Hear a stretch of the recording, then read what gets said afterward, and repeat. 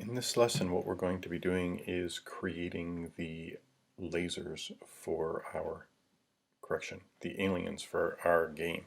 So last time we created a list of lasers. Just going to show you the code here. We created a list of lasers, and that represented every time we shot, we took one laser that we had stored over off the side of the screen and moved it onto the screen.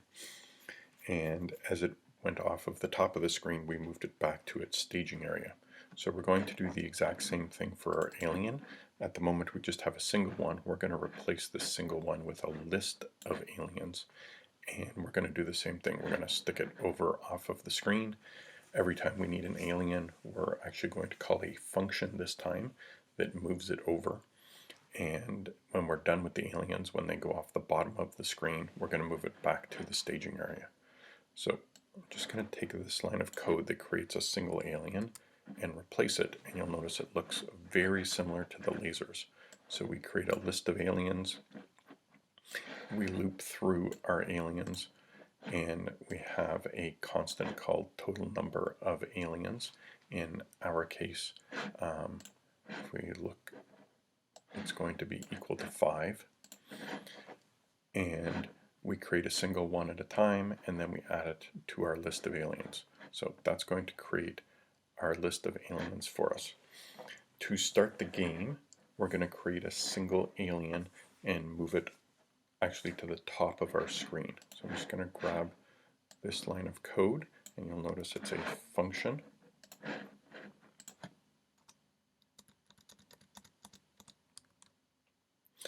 And what it does is it calls this function, which is going to be a function that we're going to use to take a single alien and place it onto the screen. So I'm just going to grab that code now. And because it's a function, it's going to go at the top.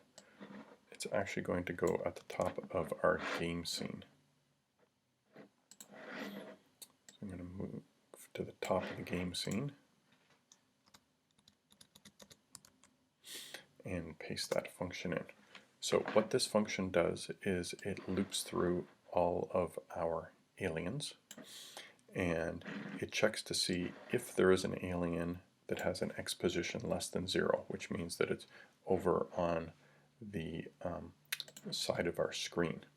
And if it does exist, then we're going to take it and we're just going to put it in a random X position, and the Y position is going to be at the top of our screen.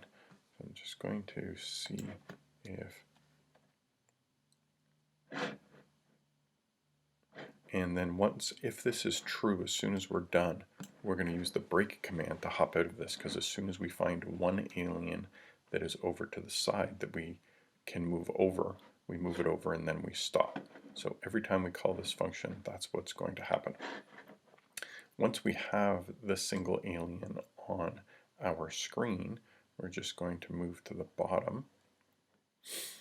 And you'll remember that we had this line of code where it moves the laser up 1 pixel each frame.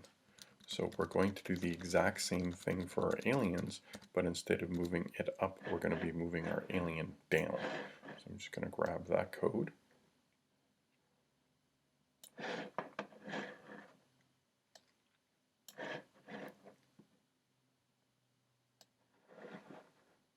Which is right here. So very similar to last time, we're having a loop. We loop through our whole list of aliens one at a time. We check to see if the alien is on the screen this time, so it's greater than 0, because if it's off the screen we don't need to move it down. And then we just take that particular alien and we move it, and we're going to move it 1 pixel Y down the screen. And we have this constant called alien speed, which is over here, which at the moment is set to 1. So we take that alien and we move it down. Now the problem is what happens when the alien goes off the bottom of the screen.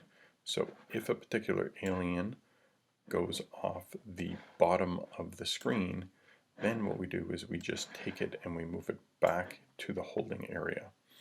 And then we also take we call this function again, and we're going to take another alien and move it to a random spot on the top. So what's going to happen is, as the alien moves off the bottom of the screen, we put it back in the holding pattern, and then we take another one and put it back to the top so that it can come down. So every time one alien falls off the bottom of the screen, another alien will come back to the top. And that's how we get the aliens to show up as a list, and we're going to have several of them, and they're now going to randomly show up on the top of our screen and move their way down. And when they fall off the bottom, then they're going to reappear at the top. The next time what we're going to do is we're going to take our list of aliens and we're going to do a check to make sure that every time one of our lasers hits one of the aliens that we actually get a point. So that's next time. One additional correction, a reminder that right here we used to have a single alien. Now we have a list of aliens. So when we go to render our image, notice that this is now a list, so we don't need it inside square brackets anymore, and it's now called aliens with an S, no longer alien. And when we redraw our sprites at the bottom, we have to do the exact same thing. It's now a list as well, so it's no longer in square brackets, and it's the list because it's the one with the S, so don't forget to do that.